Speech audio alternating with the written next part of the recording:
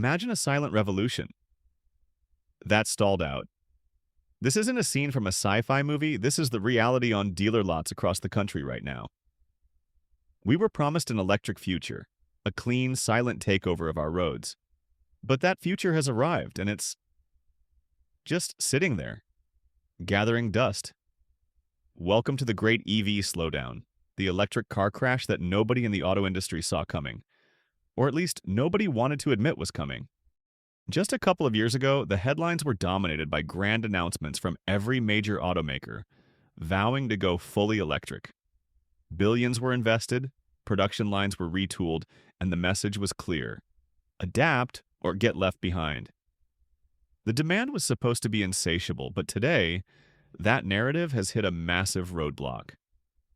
Dealership inventories are swelling with unsold electric models, from legacy brands to the newest startups. The days of waiting lists and markups are over for many of these vehicles, replaced by hefty incentives and growing concern. So, what happened? How did we go from an electric gold rush to an electric graveyard? The answer isn't simple, but it's a crucial story for anyone who drives, invests, or simply wonders about the future of transportation. This isn't just about cars not selling. It's about a fundamental miscalculation between the industry's ambitious push and the consumer's practical pull. In this video, we're going to dive deep into the real, unvarnished reasons why EVs are piling up and what it means for the next chapter of the automotive world. The first clue to this puzzle lies in the most basic principle of economics. Supply and demand has broken down. So we have this massive supply of EVs. So why aren't they flying off the lots? Let's start with the most immediate barrier for the average car buyer, the sticker shock. Walk onto any dealer lot and you'll see it firsthand. The electric version of a popular SUV can easily cost $15,000 more than its gas-powered twin. Now, a salesperson will quickly jump in and talk about long-term savings on fuel and maintenance, and they're not wrong.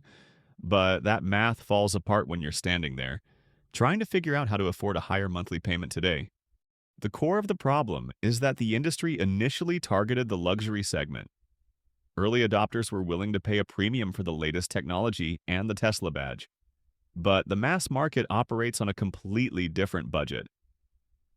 For the mainstream buyer, a car is the second largest purchase they'll ever make, and it's a deeply practical one. When inflation is pinching wallets and interest rates are high, that upfront premium for an EV becomes a deal breaker. You can't sell a mass market product at a luxury price forever. And while federal tax credits of $7,500 sound great on paper, the reality is muddier. The credit doesn't come off the price at the dealership. It's something you have to wait for when you file your taxes, and not everyone qualifies for the full amount. This complexity dilutes the psychological impact of a discount. The bottom line is brutally simple. For EVs to become the new normal, they need to be priced like a normal car. Until manufacturers can crack the code on producing affordable electric vehicles without sacrificing too much range or features, a significant portion of the car-buying public will remain on the sidelines, looking at that high price tag and deciding to just stick with what they know. But let's say a buyer manages to get past that initial price tag. The next, and perhaps even more daunting, obstacle is the question that haunts every potential EV owner. Where and how quickly will I charge this thing? This is the massive infrastructure hurdle we simply can't ignore. Range anxiety is evolving into something more concrete: charging anxiety. It's no longer just about whether the battery will get you there, but what happens when you need to fill it up. For homeowners with a garage, charging is a solved problem. You plug in overnight and you wake up to a full tank every morning. But what about the nearly one-third of Americans who live in apartments or rely on street parking? For them, owning an EV becomes a logistical nightmare. Public charging infrastructure, while growing, is a patchwork of inconsistency. You have different networks, different apps, different payment systems, and a notorious lack of reliability. Stories of drivers arriving at a charging station only to find broken units, long waits, or painfully slow charging speeds are rampant. This isn't a minor inconvenience, it's a fundamental lifestyle compromise that many are unwilling to make. Furthermore, even the best-case scenario of a DC fast charger still takes 20-40 minutes to get a significant charge. Compare that to the 5 minutes it takes to fill a gas tank. On a long road trip, that time adds up dramatically, turning a simple journey into a carefully orchestrated logistical operation.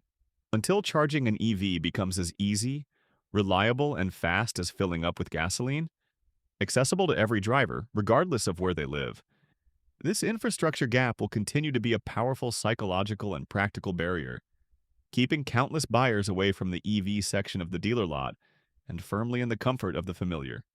Beyond the price and the charging, there's a growing sentiment taking hold, a sense of disillusionment.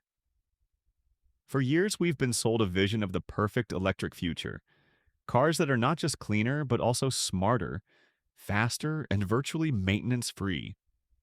But for many early adopters, the reality has been a mixed bag, and those stories are now influencing mainstream buyers. The hype promised revolutionary technology and seamless over-the-air updates. The reality for some has included frustrating software glitches, buggy infotainment systems, and build quality issues that shouldn't exist on a $50,000 vehicle. Then there's the battery. While most are holding up well, fears about long-term degradation and the astronomical cost of a replacement battery pack, often totaling $15,000 or more, are looming in the backs of people's minds. It's the modern equivalent of fearing a blown transmission, but with a much higher price tag. And what about the environmental promise? While it's true that EVs have zero tailpipe emissions, consumers are becoming more aware of the full life cycle. They're asking tougher questions about the environmental cost of battery mining, the source of their electricity, and the recycling challenges. The narrative is no longer black and white. For a buyer trying to make a responsible choice, the calculus has become complicated.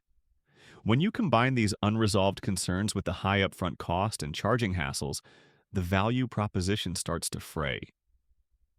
The initial wave of excitement has crashed against the rocks of practical, long-term ownership concerns, and many people are deciding that the technology, while impressive, just isn't fully baked for their lives yet. They were sold a vision of the future, but they live in the realities of the present. So, with all these challenges, is the electric vehicle revolution doomed? Absolutely not. But it is at a critical crossroads. The "if you build it, they will come" strategy is over. The path forward requires a fundamental shift from both automakers and policymakers. The solution isn't to abandon EVs, but to adapt to the actual market. First and foremost, we need a wave of truly affordable EVs. Automakers are already pivoting, slowing their rollout of expensive luxury trucks and focusing on developing smaller, more cost-effective models. Next, the charging infrastructure problem requires a national effort similar to the interstate highway system. It needs to be reliable, ubiquitous, and as simple as using a gas pump. Standardization is key. Third, the messaging needs to change. Instead of selling an ideological future, the industry needs to sell practical, tangible benefits for today's driver, addressing range and battery concerns head-on with better warranties and transparent data. For you, the consumer, this market slowdown is actually a hidden opportunity. The growing inventory on dealer lots means your negotiating power has never been stronger. Those high prices we talked about? They're coming down, and incentives are going up. The time of paying a premium for early adoption is over. The market is correcting, and that's a healthy, though painful, process. The electric future is still coming, but it's going to be a more gradual, sensible, and consumer-driven transition than we were first led to believe. So, what do you think? Are you holding out for a more affordable EV, or are the concerns too great? Let me know in the comments below. What would it take for you to make the switch? If this deep dive into the EV market taught you something new, do us a huge favor and hit that like button and subscribe for more unflinching looks at the automotive world. Thanks for watching.